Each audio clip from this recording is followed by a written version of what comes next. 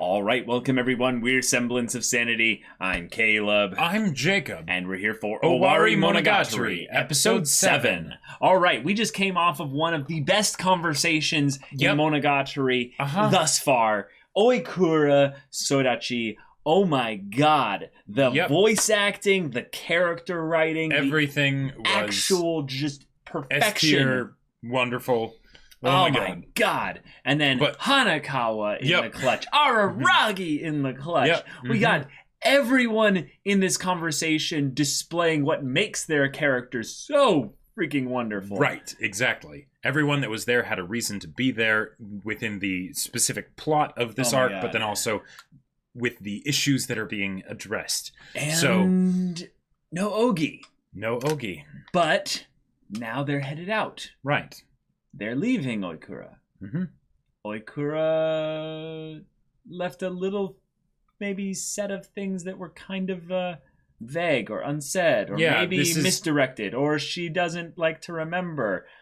Who knows? Yeah, but so it's not over. But it is in a really good place, all things considered. Yeah, it is in a much better place than I think we could have ever imagined for, because she was able to have that conversation and pull her energy out of herself and project that out to the people involved, and then they were able to be in a good enough place to where they could respond, receive it, and give good feedback. Thankfully, Ogi was not present for that conversation because, oh boy, that would have gone consequences would have very differently. Been,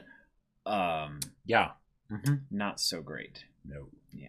So here we are. Here we are. And without further ado, let's get into this.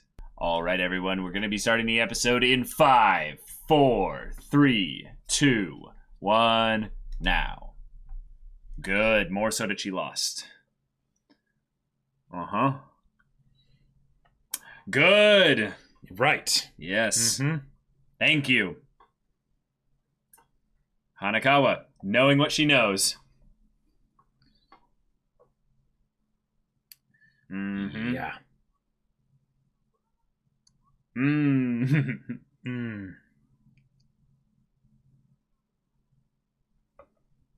Okay, Ogi, you can be helpful here.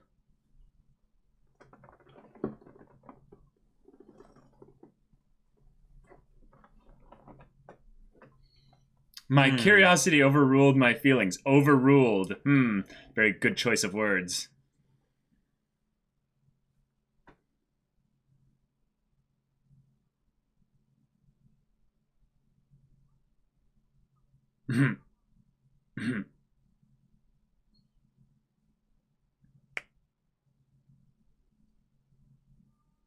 And sits kind of awkwardly in between them,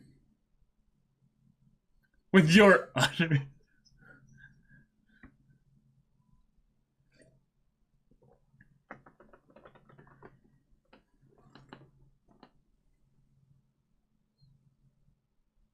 That's not really true. That's so not true.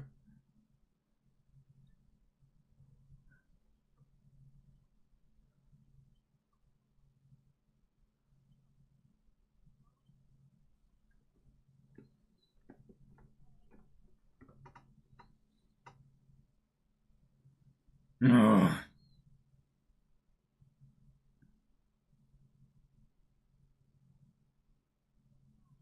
I like how Hanakawa was cut out of the frame there. Wow. And now Araragi's cut out of this frame.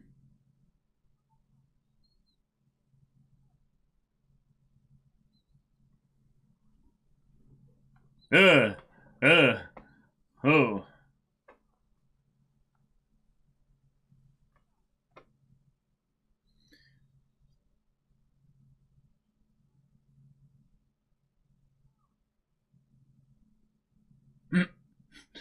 I already know, more or less, in a sense. Yeah. Okay.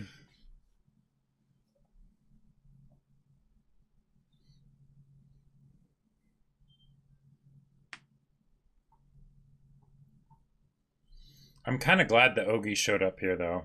Oh, well, why? It was like, was just a matter of time, right? Yeah, that's true. Like,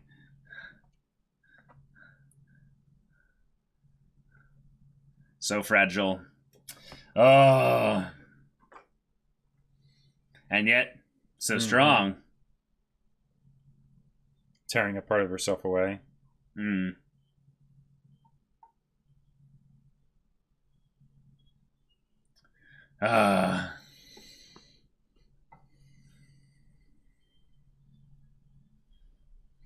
Was that in...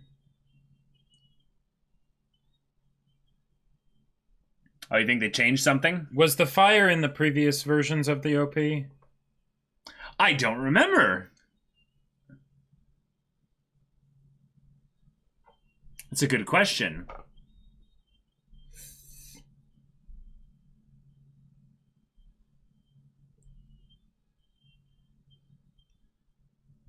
Because, like, the lantern definitely was. I don't know. It probably wasn't. It's... Yeah. Yeah, and it would fit then because the lantern holds a flame within it, so... Yeah. Okay.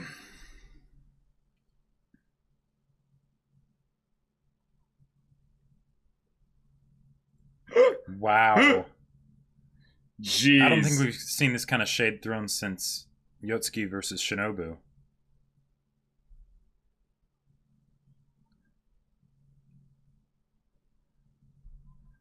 Wow.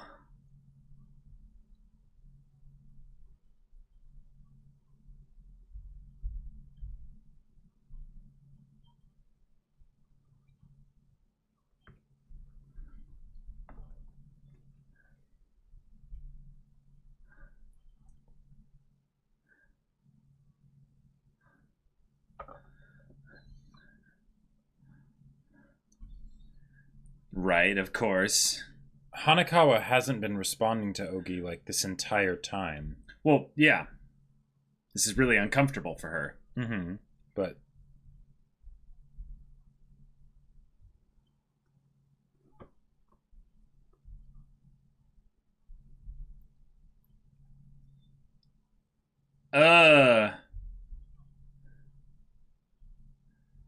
So exclusive. Whatever we call the truth. Wow.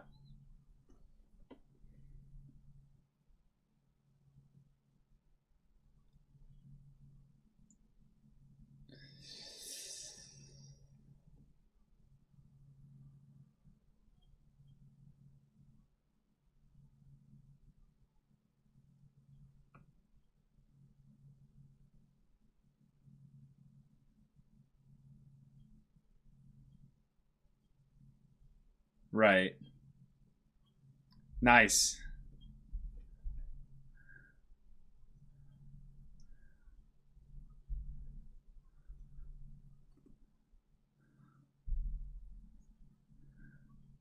Ha! Yes! Oh, 10 seconds all I need. Yeah. Okay. Yeah.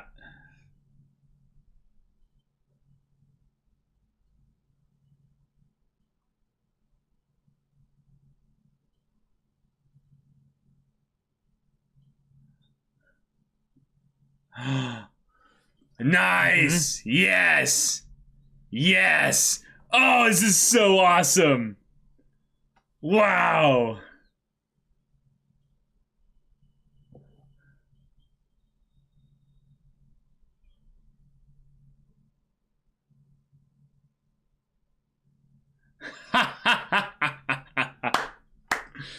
Well done, Hanekawa.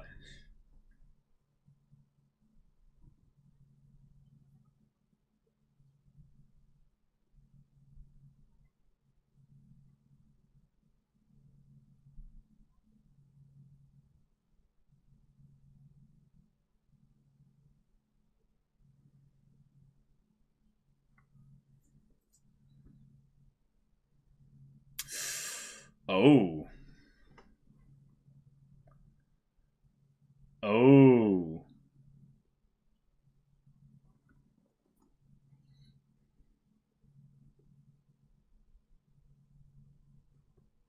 Oh. Oh, shoot. No Semblance of Sanity? Yeah. Yeah. Yeah.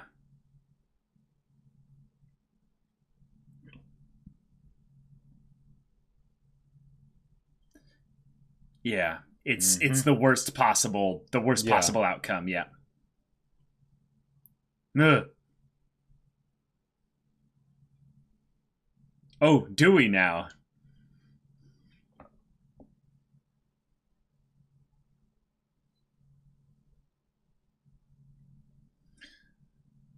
Oh, man. Yeah.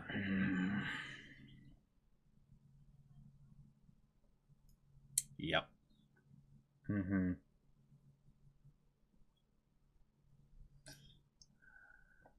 Nope.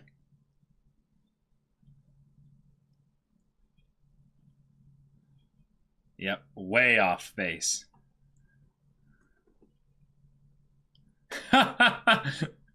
I'm sure that's how some people in the comments are like, is that the lame theory you guys could come up with?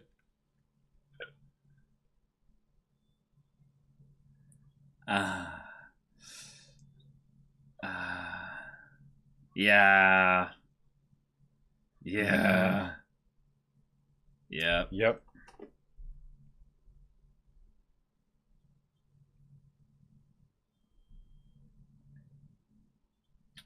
Wait.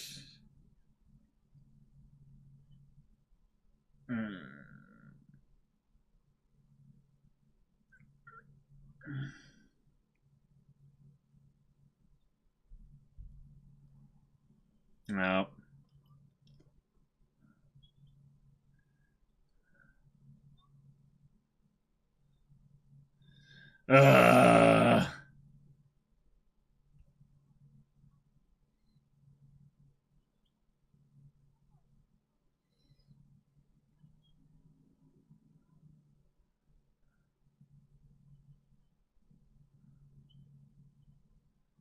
Oh, okay. Good conceding that, Ogie.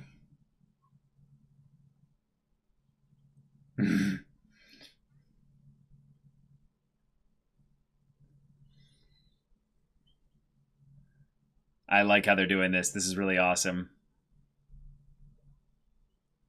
Oh.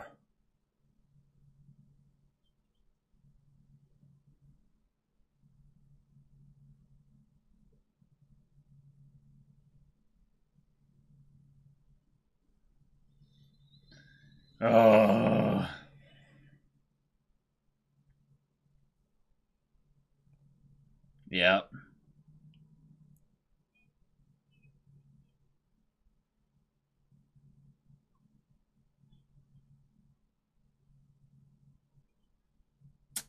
Nope.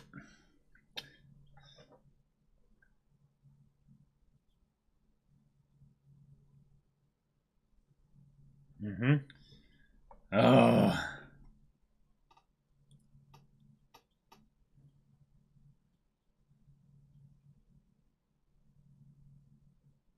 Yeah. Nope. Oh. Oh.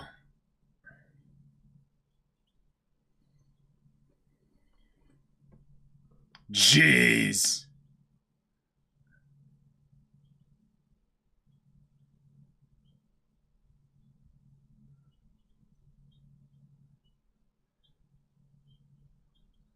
Oh my god.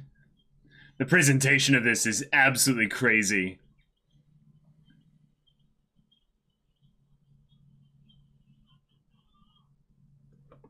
Oh. Oh.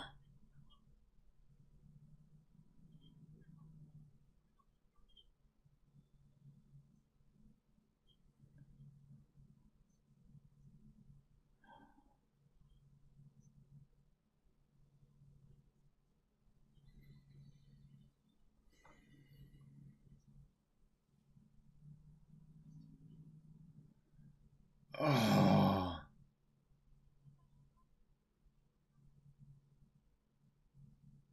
Yeah. Oh. Oh.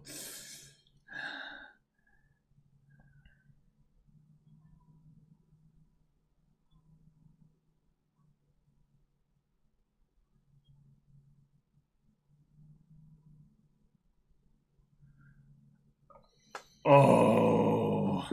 Oh.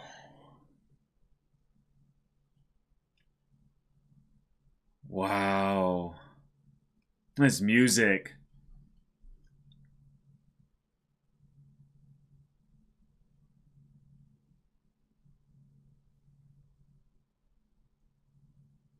Yeah. Mm-hmm.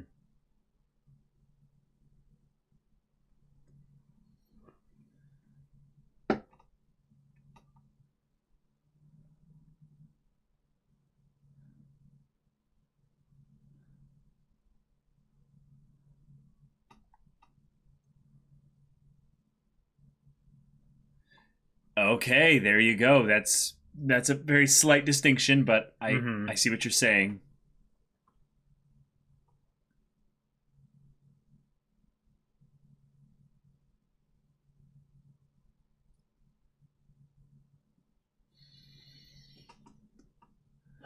Yeah.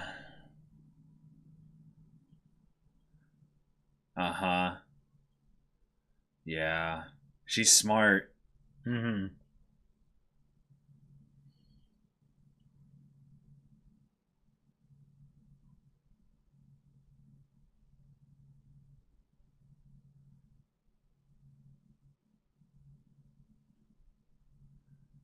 Okay.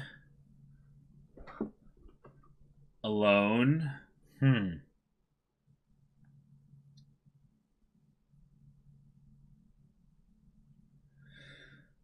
Oh.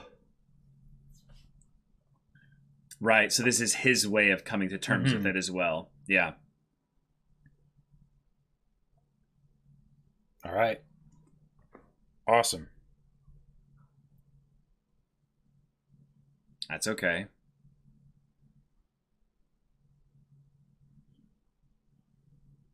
Oh. Wow. Awesome. All right.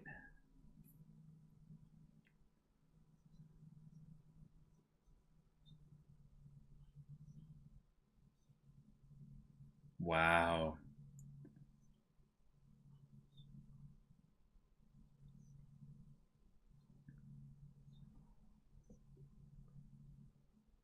Okay. Well said.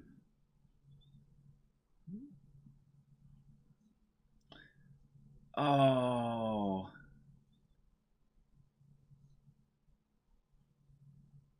Ah, that's awesome. Yes.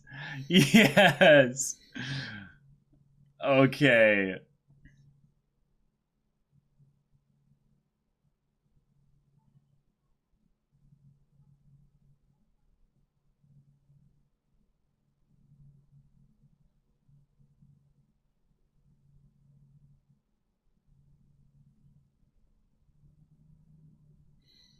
Okay.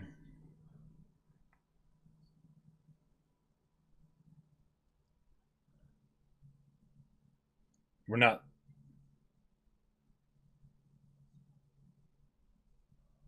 not seeing how it happened.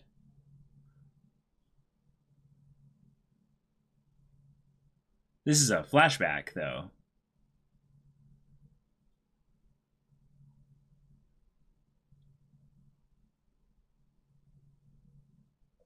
Wait. This is that scene. Oh. Okay.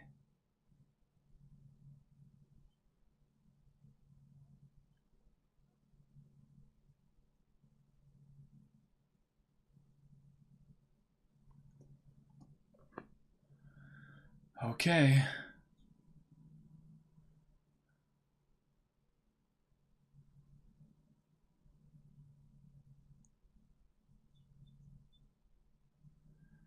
Oh.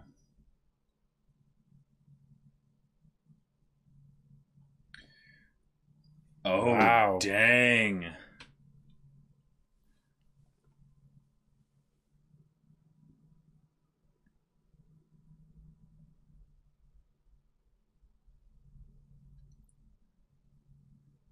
Oh.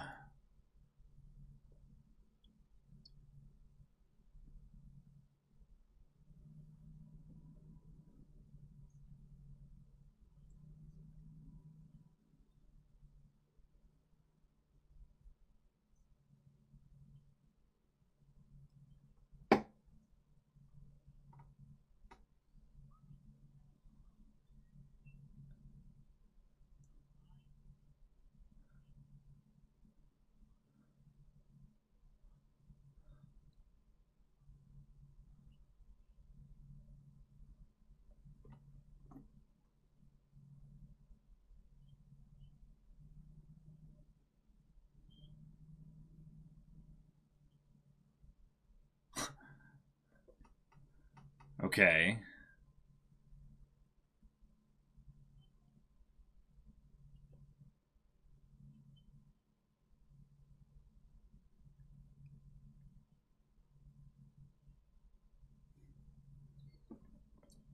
Almost like at that point, Ogi wasn't needed.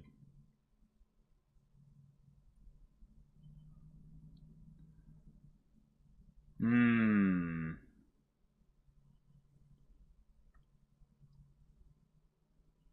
Mm-hmm. Yeah.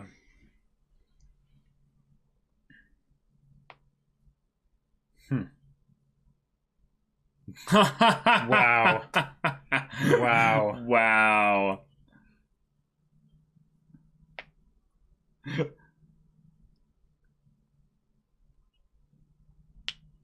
Hmm.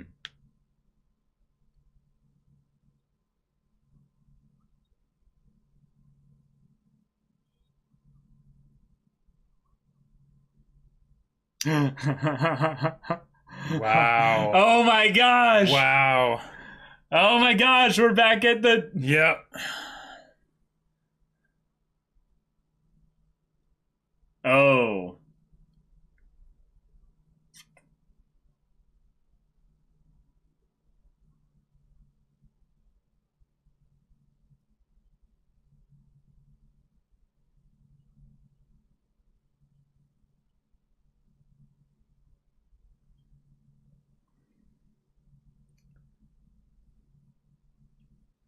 Wow.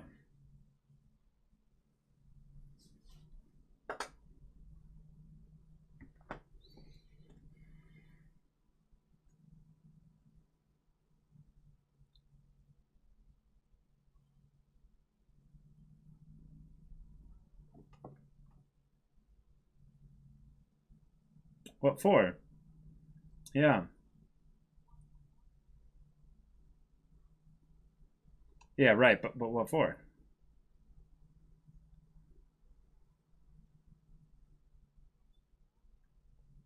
Hmm.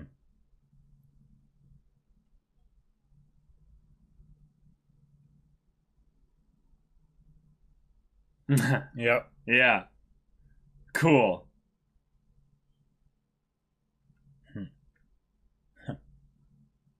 Uh-huh. Cool. And that explains why she was looking for... Yep, for Oshino. All right. Nice. Oh.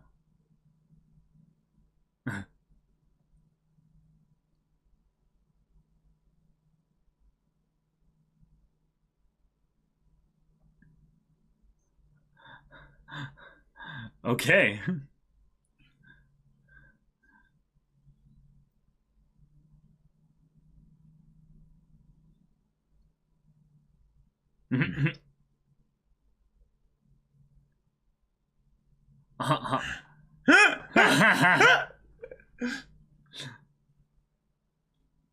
Oh.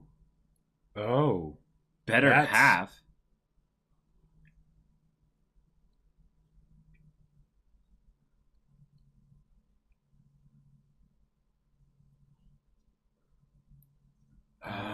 Oh, cool. Yeah.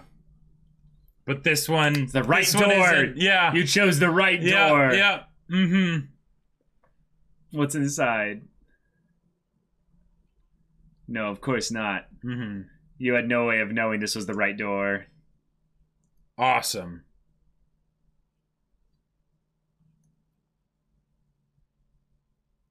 Wow.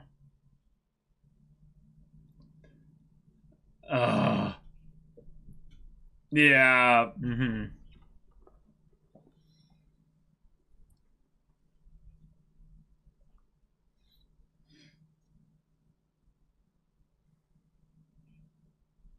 All right.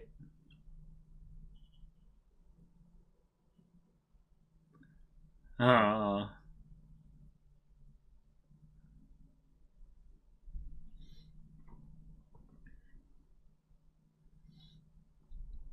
Unbefitting. Oh. Like math is all potentially possible, but until you look, it could be anything. Not telling us. Yeah. Yeah. Yeah. Yeah, it's not for you. Yeah. All right. Okay.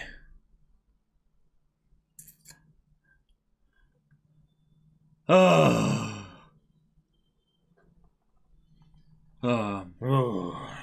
What a wonderful ending for the Sodachi lost bit.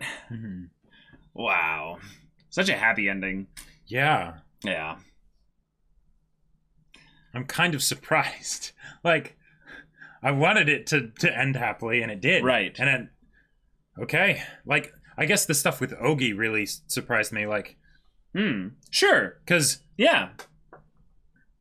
All right. Because in a lot of way, her job is done. Like, at least with Araragi. Right. For now. For now, yeah. Yeah, now she's going to go bump into Nadeko. Well, Hachikuji. Well, Nadeko. Remember? She bumps into Nadeko while on the bike looking for Hachikuji, basically. Oh. Yeah, that's right. Yeah.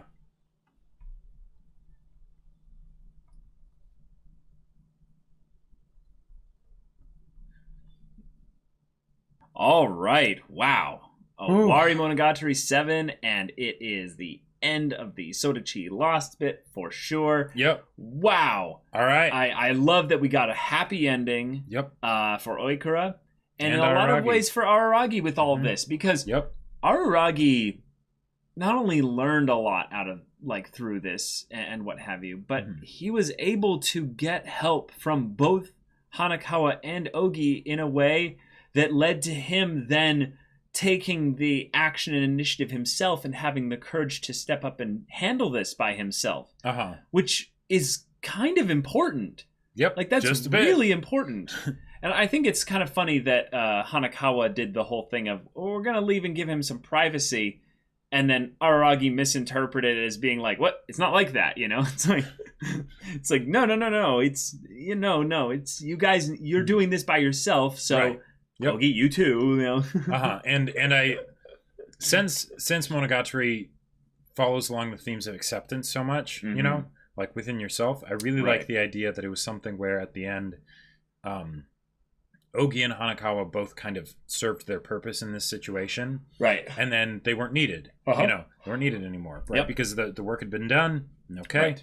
And then Araragi was able to go and resolve things. Yep. Because that ideally is what you want to have, right? Whether it's, you know, for Oikura, for Araragi, for pretty much any of the characters, to have that point where they are self-sufficient. They don't cut themselves off from others necessarily. There can be that interdependency and everything. But, yes, interdependency, But it's not something where they are reliant on someone else. Like, and specifically kind of taking the energy that you got from the people in your environment, carrying that with you, but not needing to have them lead you there. Yeah. In that instance, I think this is what's really powerful here, is that Araragi had the capacity not only to take what they offered him, not only just the clues that he could, discover the truth about what happened there, but also the courage to be able to then go and face in some ways, his greatest mistake, himself. Yeah. And I think there were a couple things about how this was handled that I thought was interesting looking at it in comparison to other arcs in Monogatari. Oh, sure. Because one, it's been a while since we've had an arc that was this long, right? Usually they're shorter, right? So and this is of immense importance, right? Like even compared to the other ones, so it makes a lot of sense, right? Yeah.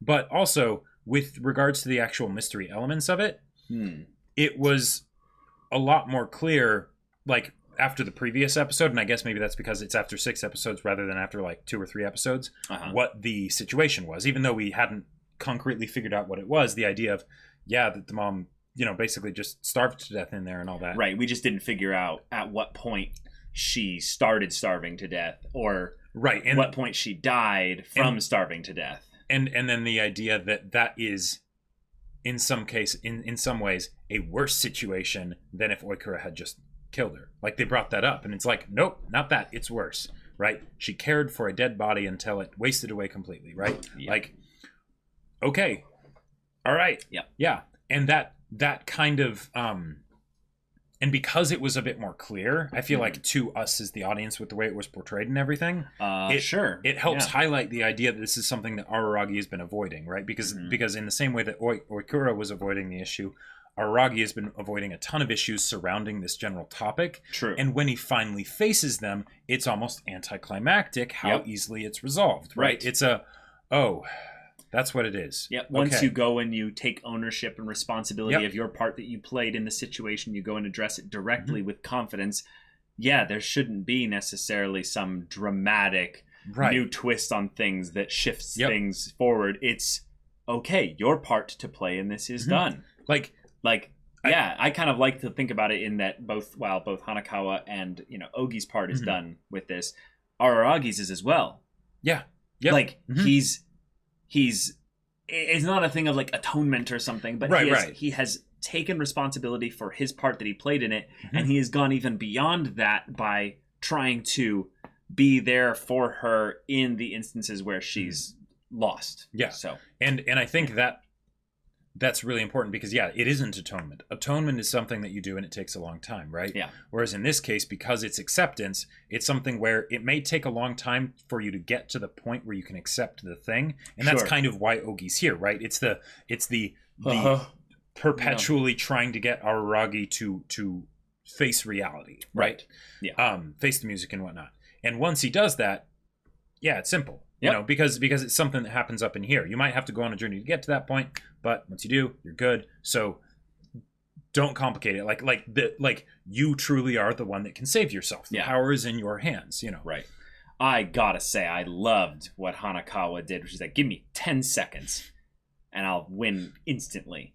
And Ogi's like, okay. And what I kind of like to think about this is that, there's that definite connection between Ogi and Araragi. Yeah. And I think in some ways this is partially this part where Hanakawa needed to remind Araragi of how much he can help a situation by directly, addressing it and being there for those people so that they themselves can then learn to live with the situation and accept it themselves. Because the point of Hanakawa's, hairstyle and hair color and cut and all that is something to show that she didn't then reject her, her Neko side. That was not something that just was completely banished, purged, or expelled, covered up. Because the whole idea of Ogi being like, oh, Hanakawa, you're not on the top of your game. You should have figured this out by now, right? What happened to you? And then Hanakawa washes the dye out of her hair, and then then she's 2 seconds and she's got it. Yeah. There was a part of me that was wondering, okay, how much of this is an actual thing where, as a result of doing that, Hanakawa was able to figure it out, versus something a bit more meta, maybe, or some less tangible reason for it, right? So I thought it was a message to Araragi. That's what I figured. Yeah. I didn't think it was anything about whether or not she had figured it out. I think her point, if anything, was that when she figured it out, if that makes sense, because there was a point in linear time in this episode where she figured it out, and before that she hadn't figured it out. It was more of a thing of, how could you, Ogi, have come to that conclusion quickly, like so quickly? Like, Hanakawa's not stupid. She's one of the smartest characters in the entire show. Definitively, and I would say not definitively, definitively top 3 or top 5 material, but like debatably one of, if not the smartest people in the show. So it's more of a thing of where she brought up the thing of like, no, it's more just disturbing that you went to that conclusion so quickly. And then they both kind of help each other from that instance to be like, there was a lot of hints kind of buoying up to that. And then which is interesting, because was that the first conclusion that we went to last episode? So I don't think it was the first, but I think it was one of the first, which was kind of funny because I was laughing at it. I was like, no sane person. They started doing a bunch of phrases where I was like, Semblance of Sanity was like screaming my head, like, do the pun. I'm like, no, don't do it. But I think what it was rather quickly I went to, or you went to, I don't remember who it was, but I want to say it was me, went to the idea of that she just starved to death. And I think in some ways it is something where you could put a lot of weight onto the argument that it shows a little bit about you based on what kind of theory you do specifically.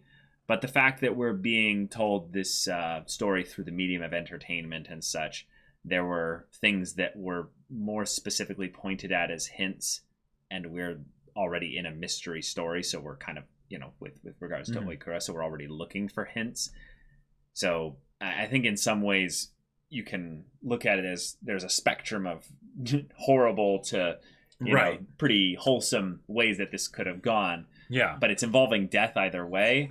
So at some point you have to address how bad could this be? How much worse could this be than what we're currently thinking about? And once they brought up food at all, I was like, well, there's a possibility. Unless they want to go into cannibalism or something, why then would they bring up food at all?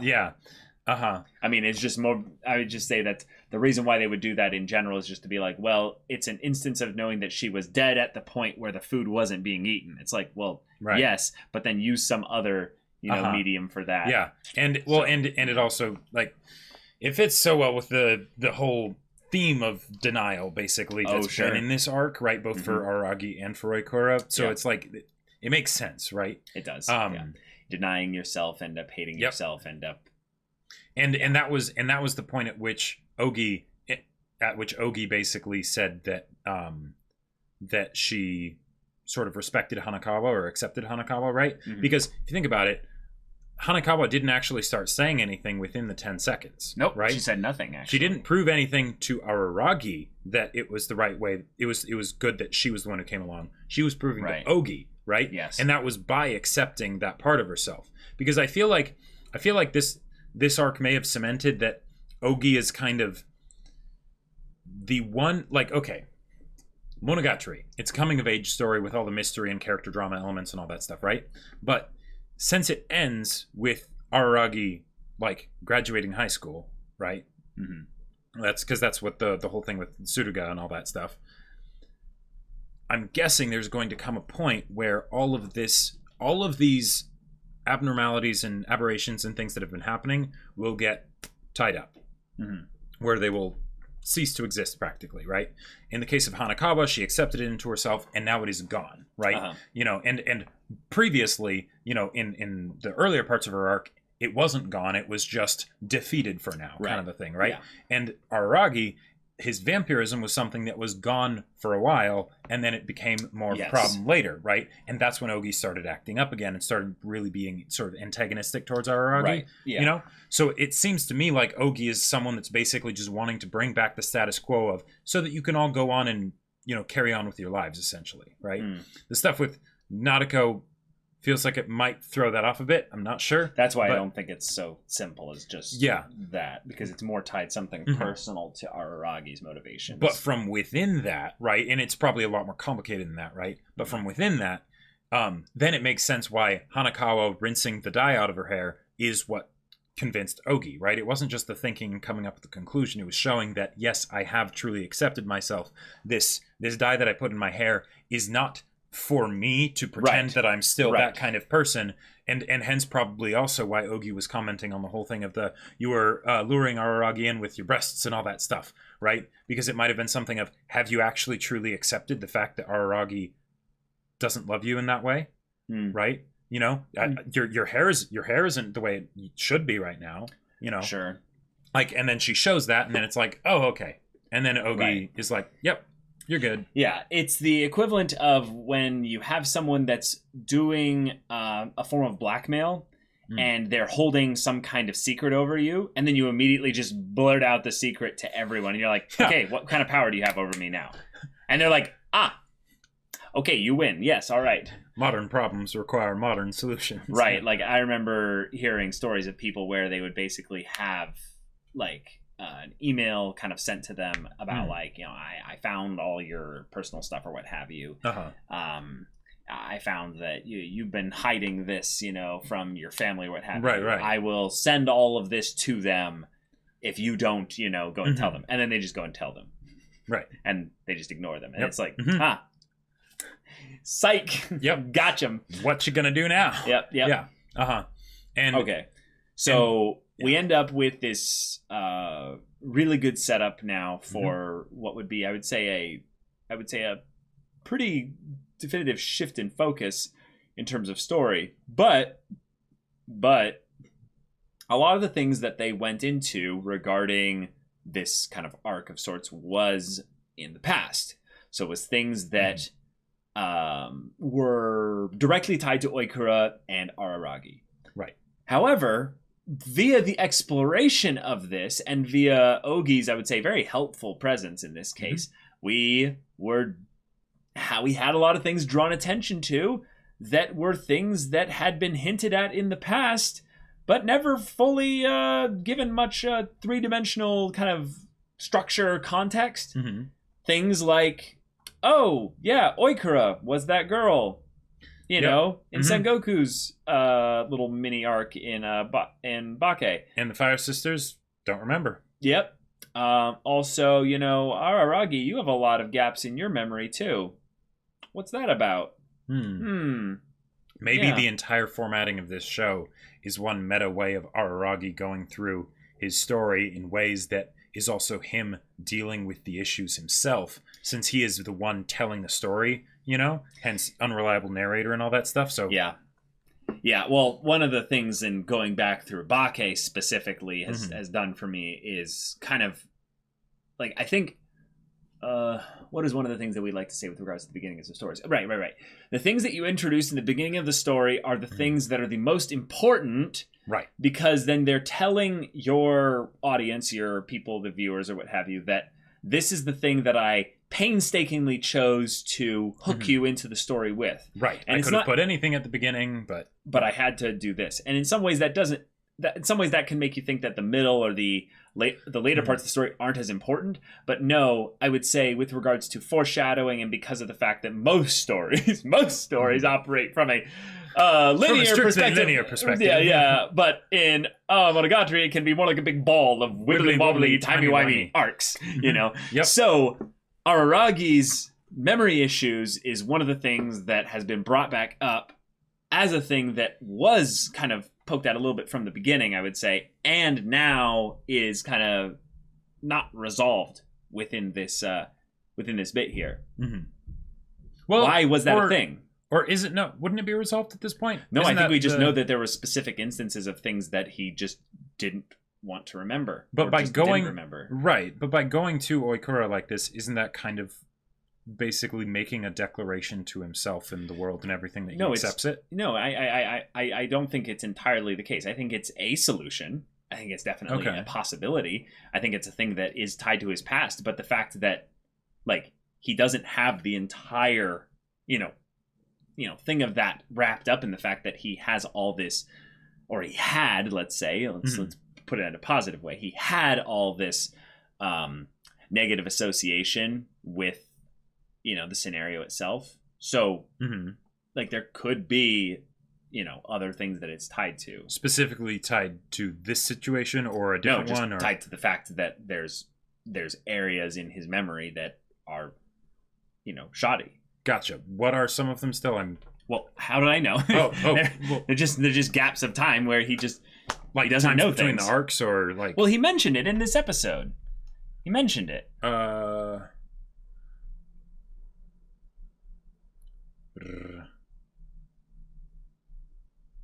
Right. The things I brushed under the carpet or left alone jolt into action like memories risen from the deep.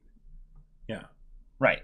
So yeah, specifically these ones there. But are we saying that the entire bit of memory stuff, every little thing has to be tied up entirely in the Oikura situation? That seems entirely short-sighted.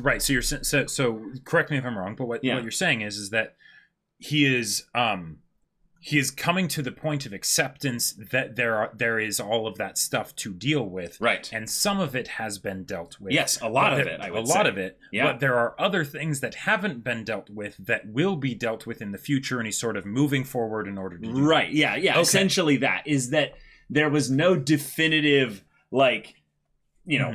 parameters as to how much it could be. It was just a thing brought up throughout the show, and then the fact that this kind of explores it. Then covers a huge chunk of time. But I don't think in general, just saying that this was an incident that happened in his life is the entire necessary reason, isn't necessarily the entire reason as for why he would be in such a place to begin with, that he would shut off that memory.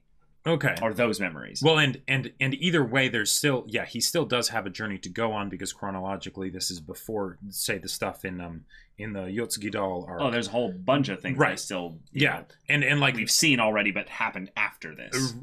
Right. Yes, exactly. And one of the things that stood out to me kind of along those lines was Senjukahara, no, it was Araragi. He was saying that if Oikura ends up surpassing me in happiness, that's okay. Happiness isn't a competition.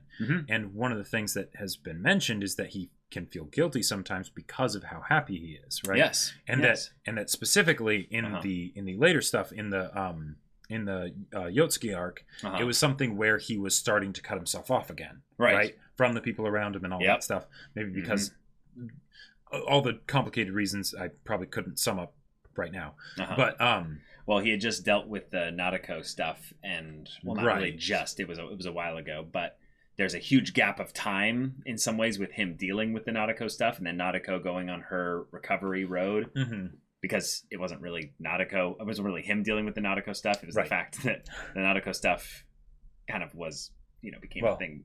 Nadeko dealt with the Nadeko stuff. Yeah, exactly. Yeah. With some help. Help from a guy, I don't know who he was, but who knows? Yeah. Okay. Yeah. All right. Here we are.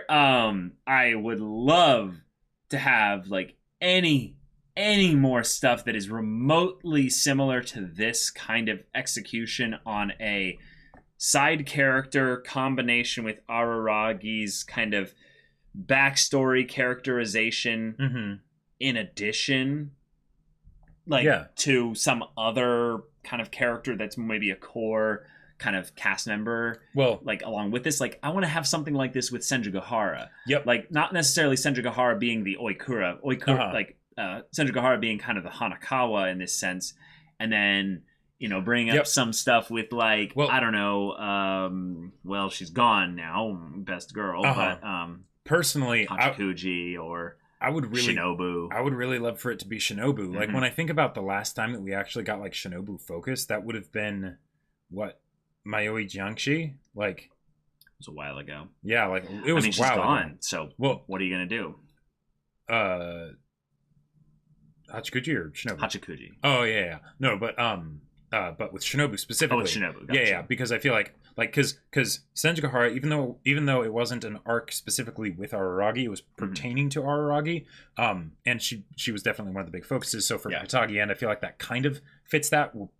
I still want to get more, but I could, and I don't know, maybe I'm just being projecting here, but I think but I think we're a bit overdue for a Shinobu arc. In terms of linear stuff, though, there is the aspect of where there is a point in the story where he ends up kind of giving up his, vampire powers. Yeah. Not entirely, but like... But there's a shift that happens, and that means that, like, that kind of needs to be addressed, because that changes things for Shinobu, for sure.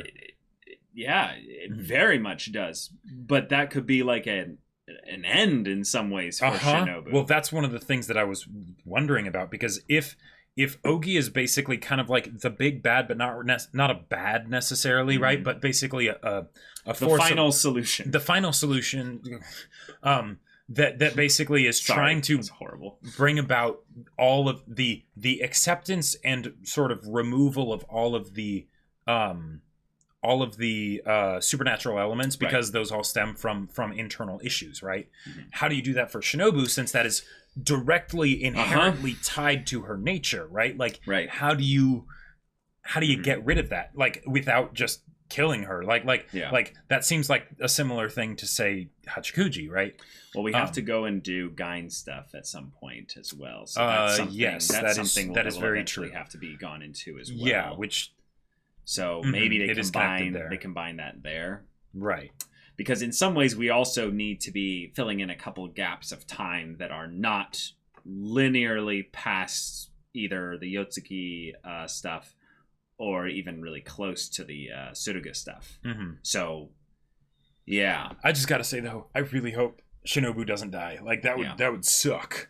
And that is not an intentional pun. No. In terms of this arc, wrapping it up, if they ended it here and did nothing, because this is the epilogue, like, this was one of the best arcs in Monogatari. Yeah. These 7 episodes had me so gripping on the edge of my seat throughout.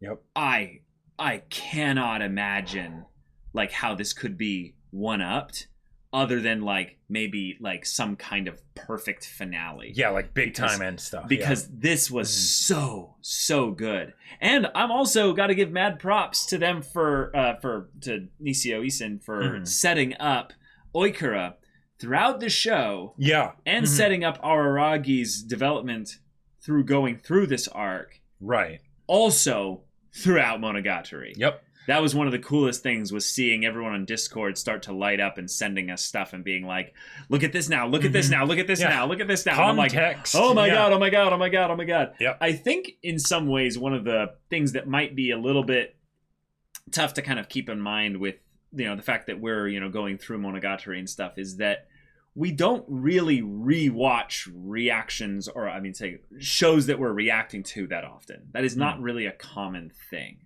But Monogatari kind of demands it. Yep. Because if you're not going to be viewing, an entire arc in a sitting, for instance, it is difficult to keep all the data in your mind. And even if you write it down, to just be able to translate it, because oftentimes when you write something down as notes of like, here's an important thing with regards to Hanakawa from there, we don't necessarily remember the thoughts, feelings, and inspiration upon which that thing was there. So it's like, it is quite a bit of content. And organizing information is very much a skill. Like, I feel like that's, like, Hanakawa, it's not so much that she's smart, but, well, she knows what she knows, right? So she knows how to handle... Which is in and of itself a superpower. Right. But she's really good at handling the information that she has. It's like perfect memory.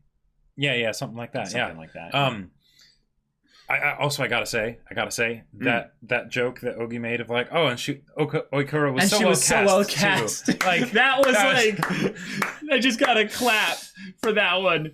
That you get a good one for that, because I have to wonder that doesn't make sense in a light novel. Well, so it doesn't. However, there are those in the light novels, because there are those kinds of jokes that seem anime only. In Bake, they actually make jokes about Senjigahara's voice actress in the books. So, all right, yeah. But all right. So I don't know. I would not at all be surprised though if that was something where they just had to add that in because they were like, that was one of the most amazing performances ever. So Misa's just like, and your next line would be, how did he know this would be an anime? Well, right. How did he know this would be an anime? I mean, maybe that was something where Nisio Isin is like, hey, this character is super important, so I'm going to put something in here commenting on how well she's cast because you need to do a good job. Like, wow. Like, you know. In some ways, Oikura had the best voice acting in Monogatari, though. Like, I don't think there's any contest for that statement. Like there's a lot of great voice had a acting really moments. good had a like her scene with confronting the class and everything, that was fantastic. But I gotta say that like, scene, weirdly enough, and I'm not trying to underplay it, but the reason why I would say yes and no is that I think that scene is easier to get right than what Oikura's yes, was. because it's an explosion of something that was always sort of kept inside. So but maybe it's a more simplified explosion, if that makes sense. Exactly. Whereas this is not just an explosion. It's a broad layers. Oikura oh my god, layers. Yeah. There were a lot of freaky little symbolism moments, little things, little visual kind of gags, or not gags because that would imply a joke, but like choices specifically with how they framed Ogi, Araragi, and Hanakawa in their big conversation in the beginning. I wanted to just draw attention to a couple here just to be like, I noticed that seemed a little bit odd. There was one where they showed, because there's so much math involved in this episode, there's one where they were doing pie charts almost. Well, there was like a pie chart of sorts, but it was like a circle that they were sitting in, and then when Ogi shows up, I think it was actually before the before the opening. Before the OP, yeah. And we see basically a circle is divided into 3 equal parts. But then we see the part that the shadows for Hanakawa and Araragi are in a blue section of one of them there. Yep. And we have orange there, with orange-blue having very specific, I would say, philosophical, or it would be moral kind of symbolism differences with regards to just their colors being in separate areas here. And Araragi and Hanakawa in the blue kind of healthier section, and then you have Ogi's shadow creeping into the vacant third there, and sort of like a horror film, like kind of slowly encroaching into the blue there. Well, and the way that Ogi wasn't actually shown for a while after she was talking, it was just Ogi's shadow. It's not lost on us. Then the way in which Ogi slowly separates the two of them, pushing herself between the two of them, pushing Araragi out of the frame basically into where it's just the two of them, and then Hanakawa's the same. But I love the fact that Hanakawa, and this is something that I have to give props to a fictional character, because the writer decides what the fictional character is going to be portrayed here, but the choice to have Hanakawa here is very important because it's tied to the earliest moments of Araragi's story as we've known them thus far. But now we're going to go back even further. Hanakawa was in some ways, or no, she was, the only friend Araragi had at that point. There's stuff with Shinobu and all that, but Shinobu's there's a complicated talking to him at there's point, a complicated relationship going on between the two of them. Yeah. So the fact that in some ways we're getting this awkward moment where Ogi, who is in some ways like the darker kind of aspects of Araragi coming out here, from her perspective, does this look like to her where Araragi is just letting out all kinds of just frustrations and incidents here? And you look at her eyes throughout all this and the fact that she doesn't talk. Is she sad? Is she just like, this is just part of the territory. This is just like, I can get through this. She's not getting angry at Ogi. She's not getting frustrated. Well, and also, even though it's a ways after Tsubasa Tiger, this is the next arc after Tsubasa Tiger. Yes. So even though Hanakawa has come to that point where she has made that realization, it's still potentially raw. And that might also be why there was all the poking and prodding, and why she had to go wash the color out of her hair in order to remind herself, I've accepted this, I've already done this. This is done and over, right? Because whether it's Ogi or actually Araragi but Ogi kind of, that whole thing. There's the idea of the fact that Hanakawa wasn't saying anything. Right. It seemed like it was because the things that Ogi was saying were actually hitting home. Yeah. Like it was possibly, like the idea that maybe there was a part of her that was like, yeah, but I mean, I'm helping Araragi out. Like maybe nope, that's right. Splashes her head off, okay. I'm okay with this, yeah. Yeah, I'm okay with this. That's right. Yeah, I think that's a really well made point. Like that's a really great point. I feel like I didn't say it very well. No, I get what you were saying. One of the things I wanted to bring up with this, kind of an additionally, because I wasn't really thinking on those lines of things, but that's really good, is that when you're in a situation where someone is saying things that are hurtful, true, but also like trying to get a rise out of you, one of the things that I've very much seen people practice, and also myself practice it specifically, is you kind of just shut down all desire to defend yourself, and you just kind of become like water. It becomes like water off a duck. You just kind of go like, I don't care. I don't care. Yet, when I look at Hanakawa, if I'm going to kind of a bit project and kind of assume that's a little bit of what's going on inside, there's this other part of her there where she is very much present and is very much affected by this in a way that I would say is painful. Oh yeah. So, and I feel like the camera shots that they did in this scene very much helped to show that with even tiny little details that like could have seemed like, wait, why does that need to be in here? Like, sure. Yeah. Yeah, I was getting the vibe that there was slight body language from Hanakawa throughout the whole experience here, where she's basically letting Ogi have her say. Just let it all out. I am a strong, capable person. I can weather this. I'll be fine. Yeah. I am okay. But there's that also bit of the fact that this hurts. And yet, generally speaking, I would say when people are in a situation where right in front of them is a source of pain that is prodding them, poking them, punching them, hitting them over and over again, there is a very, very deep level of empathy and connection for the person that is, especially if it's a person, I would say, being a pain in the ass, basically, towards you because you're staying. I would say that's just really important, is that in this respect, it shows a lot of how Hanakawa cares for Araragi. She didn't leave, because she stayed, but not only that, she didn't react in any way at all until Ogi tried to force Araragi to make a decision that he wasn't entirely comfortable with. And then Hanakawa immediately goes, nope, it's okay, Araragi, you don't need to say that. And oh man. Yep. Oh man. And she says, stop. Yeah. Even if you'd lie or do it for my sake, Araragi, I don't want you to say that. Yep. So and of course I don't want. She wants either I'll steal them away from you anytime.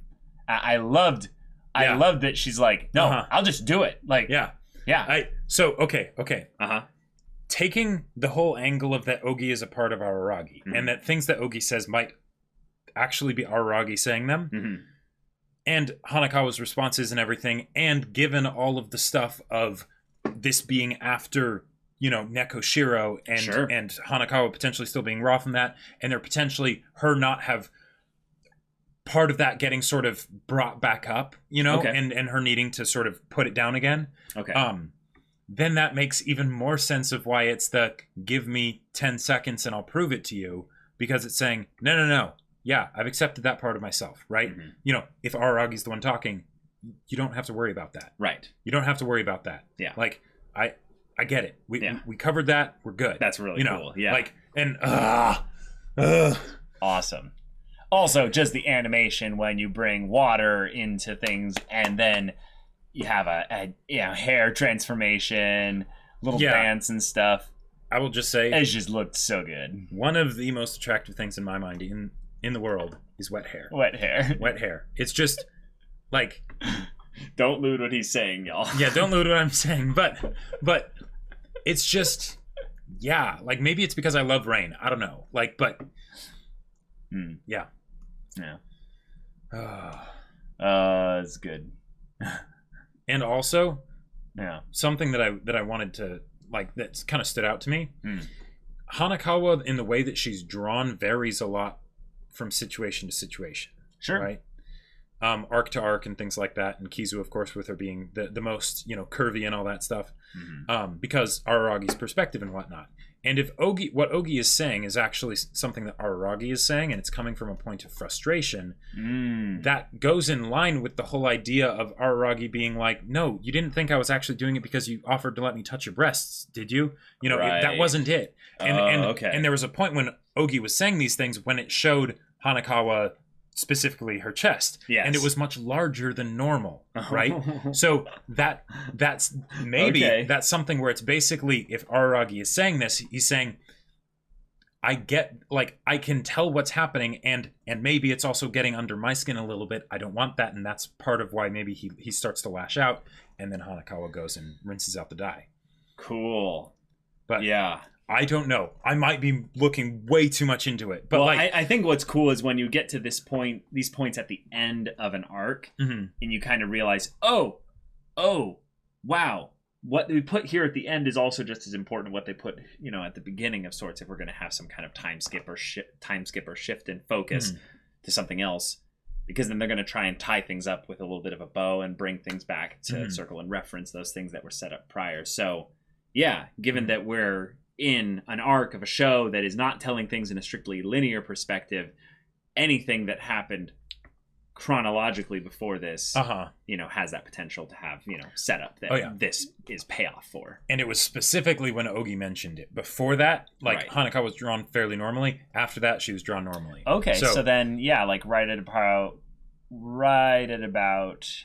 Oh yeah, and they also did the thing of the OP, and they did the thing of showing Araragi with his nostrils flared, and Ogi was specifically fondling Hanakawa, which is what Hanakawa offered to Araragi, right? And that was coming out as it in tandem with the outburst. Yeah. So. Okay. Good stuff. I'm very excited to kind of go through this arc a little bit more second time through. But y'all, thank you so much for watching this episode's reaction and discussion. If you want to see the next episode's reaction and discussion right now, though, go check out the link in the description below for our Patreon. You can get on early access there. You can watch we don't have full length. Any level of support gets you access to our Discord, where you can chat with us and the community there about this show, about anime in general, and you can also talk with Jacob about the sci-fi novel that he wrote. That's right. I wrote a sci-fi novel. It's called Battle Lines, and it's real cool, and it's on Amazon for purchase. If you're interested, link in the description down below. Yeah, so if any of that interests you, we'll see it there. But until then, we're Semblance of Sanity. I'm Caleb. I'm Jacob. And we'll see you all next time.